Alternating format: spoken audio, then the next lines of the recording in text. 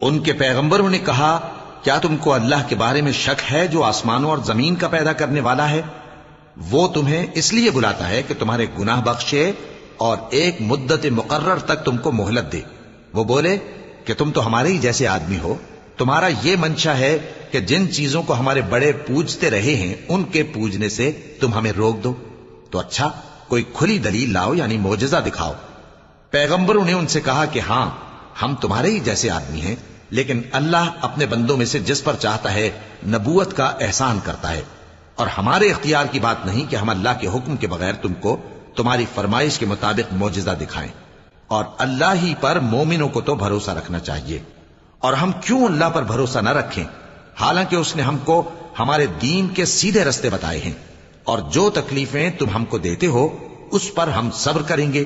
اور اہل توکل کو تو اللہ ہی پر بھروسہ رکھنا چاہیے۔